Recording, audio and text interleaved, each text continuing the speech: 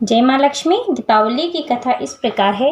एक दिन सोनकादि ऋषियों ने संत कुमार से पूछा, हे भगवान, दिवाली के अवसर पर श्री लक्ष्मी जी के साथ साथ अन्य देवी देवताओं का पूजन क्यों किया जाता है, जबकि दीपावली का पर्व विशेषता लक्ष्मी पूजन का है। ऋषियों की इस शंका को सुनकर संत कुमार जी कहने लगे, हे ऋषियों, समय पाकर जब दैत्यराज बलि ने अपने भुजबल से अनेक देवताओं को बंदी बना लिया, तो कार्तिक अमावस्या के दिन स्वयं विष्णु भगवान ने वामन का रूप धारण कर उसे बांध लिया और समस्त बंदी बनाए गए देवताओं को कारागृह से मुक्त कर दिया। कारागृह से मुक्ति पाकर सभी देवी देवताओं ने क्षीर सागर में लक्ष्मी सहित विश्राम किया। इसी कारण दिवाली के दिन लक्ष्मी पूजन के साथ देवताओं के पूजन तथा शयन की व्यवस्था करनी चाहिए।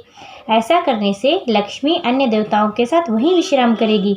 लक्ष्मी जी तथा देवताओं के शयन के लिए सैया बिछानी चाहिए, जिसको किसी प्राणी के लिए प्रयोग न किया गया हो, उस पर सुंदर नवीन वस्त्र व चादर बिछाकर तकिया तथा राजाई आदि लगा दे।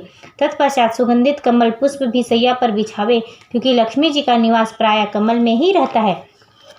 हे ऋषियों, इस प्रकार विधि पूर्वक तथा श्रद्धा युक्त होकर देवी देवताओं का भगवती लक्ष्मी के पूजन से वह स्थायी निवास करती है। उनके भोग के लिए गाय का खोआ यानी कि मावा से बना हुआ, उसमें मिश्री, लौंग, कपूर एवं इलायची आदि मिलाकर मोदक यानी कि लड्डू बनाने चाहिए।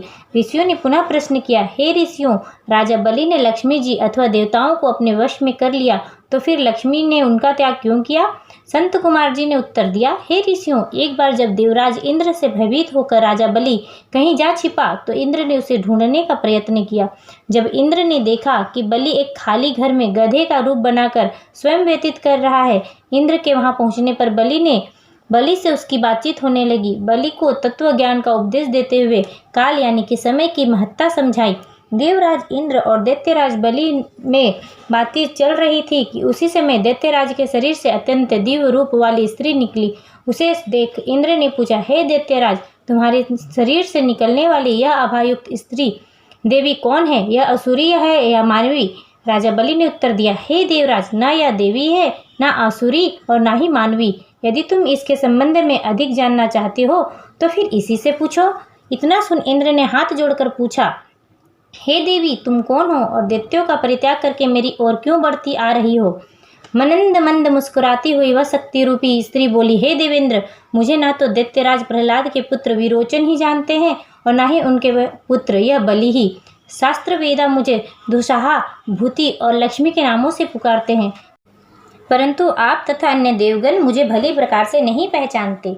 इंद्र ने प्रश्न किया, हे देवी, जब इतने दीर्घकाल तक आपने दैत्यराज के पास वास किया, तो फिर अब इनमें कौन सा दोष उत्पन्न हो गया है जिससे इनका परित्याग कर रही हो?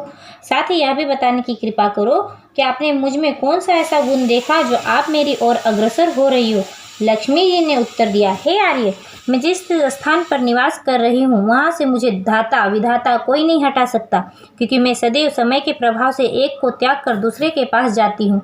इसलिए मेरा तुमसे कहना है कि तुम बलि का अनादर न करते हुए आदर की दृष्टि से उसका सम्मान करो। इंद्र ने पूछा, हे देवी, कृपा कर यह बतलाइए कि आप अब असुरों के पास क्यों नहीं रहना चाहती? लक्ष्मी जी बोली, मैं उस स्थान पर वास करती हूँ जहाँ सत्य, दान, व्रत, तप, पराक्रम तथा धर्म रहते हैं। इस समय असुर इससे विमुख हो गए हैं। पूर्व काल में ये सत्यवादी, जितेंद्रिय तथा ब्राह्मणों के हितैषी थे, परंतु अब ये ब्राह्मणों से द्वेष करने लगे हैं। झूठे हाथों से धृत छूते हैं और अक्षम्य भोजन करते हैं। साथ ही धर्म की मर्यादा को तोड़कर विभिन्न प्रकार के मनमाने आचरण करते हैं। पहले ये उपवास एवं तप किया करते थे।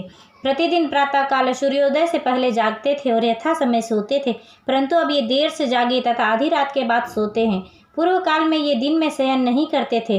दिन दुखियों तथा अनाथ, बुद्ध, रोगी तथा शक्तिहीन को नहीं सताते थे। अब उनकी अन्न आदि से हर प्रकार की सहायता करते थे। पहले ये गुरुजनों के आज्ञाकारी तथा सब काम से समय पर किया करते थे। उत्तम भोजन बनाकर केवल अकेले ही नहीं बल्कि दूसरों को खिलाने के बाद स्वयं खाते थे।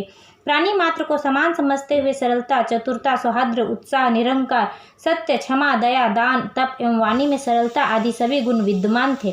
मित्रों, ही आलस्य, निंद्रा, अप्रसन्नता, असंतोष, कामुकता तथा विवेकहीनता आदि दुर्गुणों की एकता बढ़ गई है। अब इनकी सभी बातें नियम के विरुद्ध होने लगी है। बड़े बूढ़े का सम्मान व आज्ञा पालन न कर उनका अनादर करते हैं। गुरुजनों के आने पर आसन छोड़कर खड़े नहीं होते। संतान का शास्त्रोक्त विधि से पालन पोषण नहीं होता।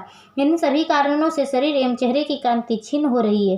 पर स्त्री गमन और पर स्त्री हरण, जुआ, शराब, चोरी आदि दुर्गुण आदि आते जा रहे हैं। इनकी धार्मिक आस्था कम हो गई है। अंततः हे देवराज, मैंने निश्चय किया है कि अब इनके घर में वास नहीं करूंगी। इसी कारण दैत्यों का मैं परित्याग करके मैं तुम्हारी ओर आ रही हूँ। इसलिए तुम प्रसन्नतापूर्वक मुझे अंगीकार करो। जहाँ पर मेरा वास होगा वहाँ पर आशा, श्रद्धा, धृति, शांति, जय, क्षमा और विजित सहित संगीत एवं 8 देवियों भी निवास करेंगी। अब समस्त देवताओं के अंदर धार्मिक भावना अधिक बढ़ गई है, इसलिए अब मैं तुम्हारे यहाँ निवास करूंगी। यह सुनकर इंद्र ने शक्ति रूपी लक्ष्मी उसी समय अन्य देवतागण भी उनके दर्शनार्थ आकर उपस्थित हुए और विविध प्रकार के स्तुति करने लगे तथा बाजे गाजे के साथ उन्हें स्वर्ग में ले गए। सनत कुमार जी कहते हैं कि हे ऋषियों, बस उसी समय से संसार में धर्म तथा सुख शांति की भावना देवी भगवती की कृपा से जागृत हो गई है। बोलो लक्ष्मी माता की जय, गणेश गौरी की जय, समस्त देवी देवताओं की जय। इसी प्रकार के वीडियोस देखने के लिए आप प्लीज़ मेरे डिस्क्रिप्शन बॉक्स को भी ज़रूर देखें। वहाँ पर मैंने बहुत सारे वीडियोस के लिंक अपलोड किए हुए हैं और मैं रेगुलर ही वीडियो अपलोड किया करती हूँ। अगर वीडियो अच्छा लगा हो तो लाइक शेयर एवं सब्सक्राइब जरूर कर दीजिएगा। देखने के लिए धन्यवाद।